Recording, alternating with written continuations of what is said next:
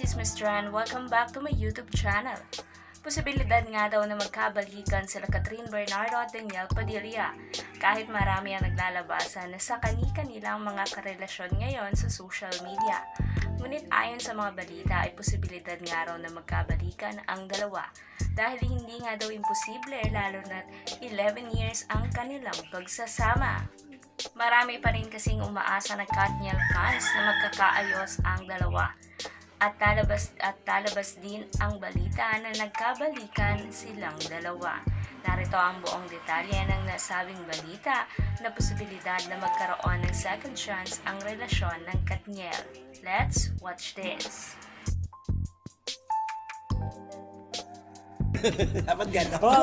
Ang pag-uusapan natin ngayon, ito yung mga kontrobersyal na hanggang ngayon na hindi pa umaamin.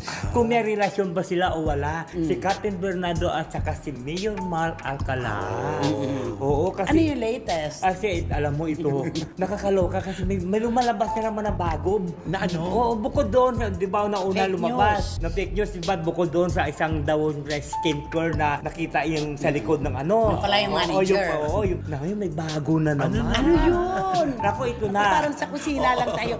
Ano yun? Kasi ito na, sa isang kondo, kasi pinalinis ni Mayor Mark ang kanyang staff. Yung kanyang unit. Oo, yung kanyang unit sa kondo niya. Siyempre, hotel yung staff eh.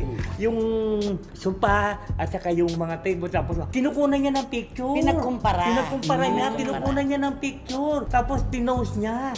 Tapos, sinasabi niya daw, ito na po, mag-live-in na po silang dalawa kasi pareho po ang Hindi style niya sinabi na magka-live-in. Ang nagbigay ng mga komento, yung mga Yan na nakakita. komento, Na oo. parang pinalalabas na magka-live-in na si Catherine at si Mayor Mark kasi iisa lamang yung itsura ng condo unit na ipinakita.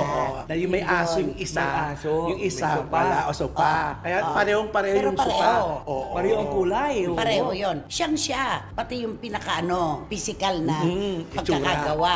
Oo. Kaya eto na naman po, sumabog na naman ang mga kwento. Nagli-live-in na raw si Catherine at si Mayor Mark. Hindi naman. Unang-una, kung palilinis ni Mayor Mark yung kanyang unit, bakit sa staff niya? Correct. Pwede namang may kasambahay sila. Yes. Pwede namang meron silang boy. Oo. Tsaka pero tumawag ng iba, hindi yung staff. Kasi alam naman ng staff na iniiwasan nga nila yung mga bagay-bagay. di ba? Iwas na nga si Oo. Catherine at saka si Mark eh. Oo. Tapos ilalapit pa nila sa ganito. Totoo. Diba? Ano sa palagay mo dahilan? Ba't ayaw pa nilang umamin hanggang ngayon? Alam mo kasi ito, parang tingin ko hindi sila aamin. Kasi may lumalabas ngayon, sabi nga doon sa isang comment, bakit pinipilit niyo si Catherine Bernardo at saka si Mayor Mark samantala tatlong... Alam ko yan. Oo. Alam ko kung sino yung laging kasama ni Mayor Mark. Oo. diba?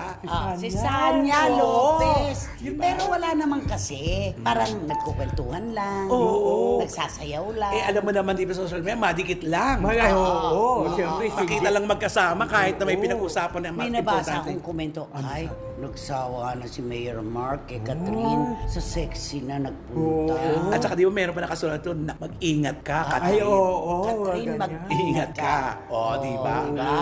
Kaya ayan, Mayor Mark, kung saan-saan tuloy na Mayor pupunta Mark. yung mga kwento. Kasi tingnan nyo, ayaw nyo pa umamin na dalawa eh. Kung talagang, kahit hindi ka umamin, kung sabihin mo lang naniligaw ako kay Catherine, di ba? Yung ganyan. I admire. Oo. Wala, lalo na Wala merong teleserye, di ba si Catherine ngayon, at saka si With James Reid. James Reid. Paano Oo. pa Ay, aamin? wala.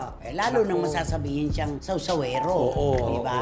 Hindi kaya ang kauuwian nito Katniel pa rin. Sa palagay mo, ako ayokong isarado yung yugto na yon. Alam mo, Nay, lagi naman di ba sa artista, di ba? Mga ganyang kwento, tagal-tagal nang naghiwalay, pero pag Biglang nagkita. Oo. Together again. isang sila. malaking top grosser ito. At saka, totoong nangyayari yan, yung matagal kayo nagdedmahan, matagal kayong hindi nagkita, at meron kayong nakarelasyon ng iba. Kita mo, si Carla Abellana, at saka si Dr. Reg. Ay, oo. May mga nakarelasyon na, nagpakasal pa, pero nung magkita, Ayun. swak pa rin. Correct. Diba? Sa tagal ng panahon, kahit na mag-aaway kayo, maghihilom din ang lahat eh. Mag-iisa kayo at mapapakinabangan niyo yung paghihiwalay niyong yon pag nagsama kayo.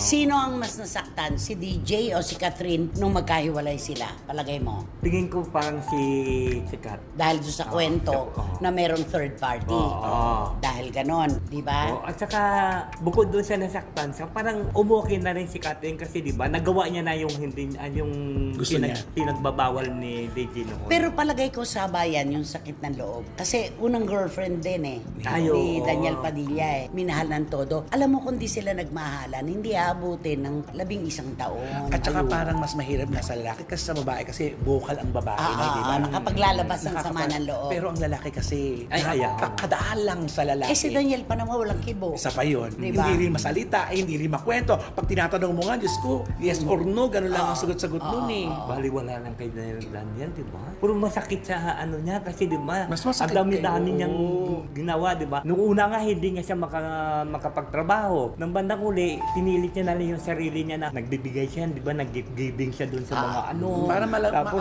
may ibsan lang tumatanggap yun na niya. siya ng mga concert, ng mga ano Hanggang sa sa labas. gawin na niya ang incognito. Doon na yun. Yan yung sinabi daw niya sa kanyang sarili, handa na ulit akong humarap sa camera. Very good. Di ba? Kaya alam mo, totoo din yung sinasabi ng iba na ang kauuwian niyan, Catherine at Daniel pa rin. Ay, correct. Maaaring nagkaroon sila ng mga disgusto sa isa't isa. May mga nadamay na tao na hindi naman napatunayan na totoo. Di ba? Maaring pati ang mga magulang medyo nagkaroon ng distansya. Pero kapag dalawang puso po nag-usap, walang pakialam ang mundo. Pero Diba? aminin natin, etong hiwalay itong hindi natapos na hindi natin Hanggang nalaman ngayon. talaga Oo. ang dahilan. Kasi nga, hindi sila nagsasalita. Hindi nila itinitinda ang kanilang bulait sa publiko. Yung mga kwento. O baka naman naghahanda talaga silang hindi pinaghiwalay talaga sila para lang ma-break ang hello love again. Ay, hindi ako naniniwala sa ganun. Hindi? Yung magpapalink si Catherine kay Alden. Alam mo naman pag sincero at hindi Kabaka. Hindi ginawa yon para kumita lang yung pelikula. At saka ano naman ang nangyari? Wala Wala naman rin. ding naniwala. Wala, Di ba?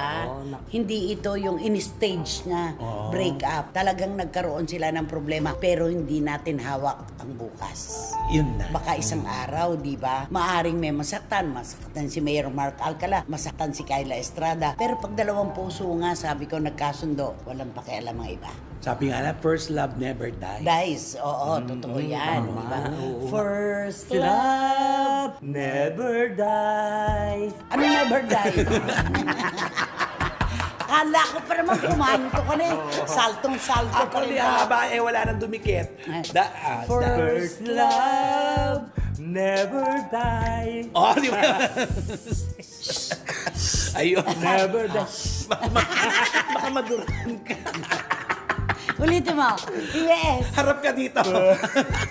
Oh, game. Harap ka dito. Love never dies. Nakakaloka. O, kantahan mo na. Kantahan mo na si Catherine at saka si Mayor Mark. Kanta ko na lang siya ng Love me without... Sabi ko sa'yo, honey eh. Throwing